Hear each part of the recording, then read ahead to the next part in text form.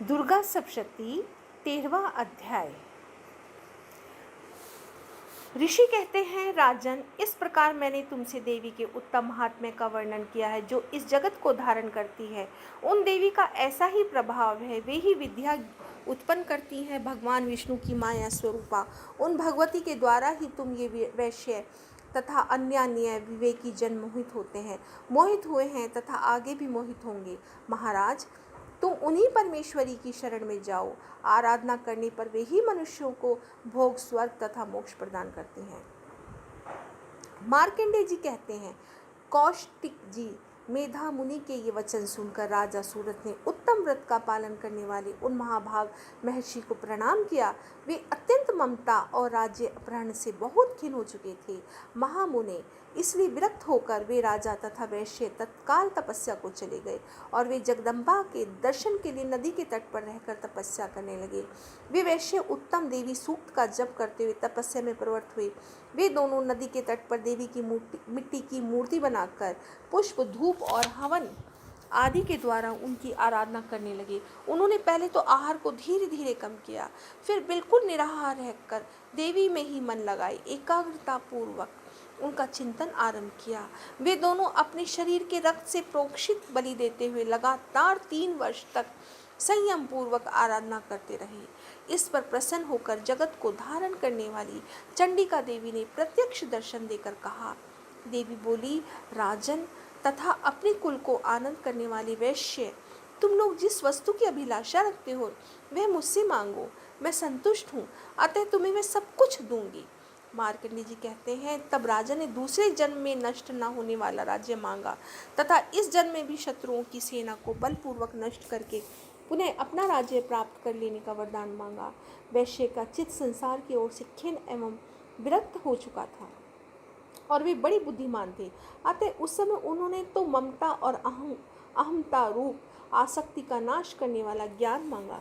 देवी बोली, राजन, तुम थोड़े ही दिनों में शत्रुओं को मारकर अपना राज्य प्राप्त कर लोगे। अब वहाँ तुम्हारा राज्य स्थिर रहेगा। फिर मृत्यु के पश्चात तुम भगवान विवस्वान के अंश से जन्म लेकर इस पृथ्वी पर सावर्णिक मनु के नाम से विख्यात होगे। वैश्य वर्य, तुमने भी जिस वर को मुझसे प्राप्त करने की इच्छा की है उसे देती हूँ, तुम्हें मोक्ष के लिए ज्ञान प्राप्त होगा।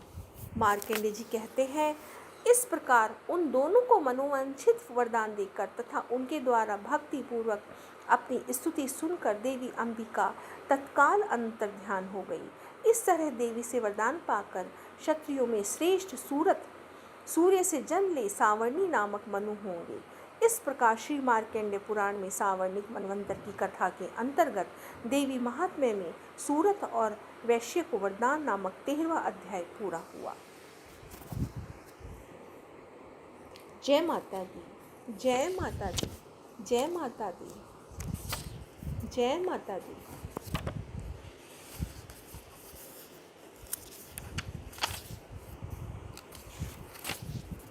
जय माता दी, जय माता दी। श्री अम्बे जी की आरती।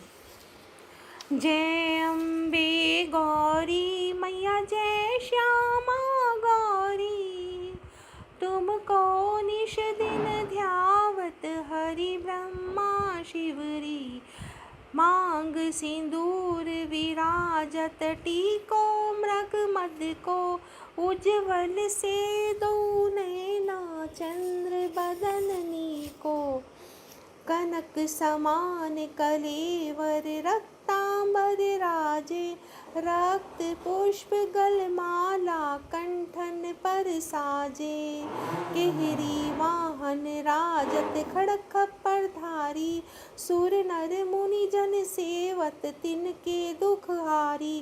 कानन कुंडल शोभित नासाग्रे मोती, कोटिक चंद्र दिवाकर समराजत ज्योति। शुंभ निशुंभ विडारे महिषासुर घाती, धूम्र विलोचन नैनन निशिदिन मदमाती। चंड मुंड संहारे शोणित बीज हरे, मधु कैटभ दो मारे सुर भयहीन करे। ब्रह्माणी रुद्राणी तुम कमला रानी, आगम निगम बखानी तुम शिव पटरानी। 64 योगिनी गावत नृत्य करत भैरो, बाजत ताल मृदंग बाजत डमरू तुम ही जग की माता।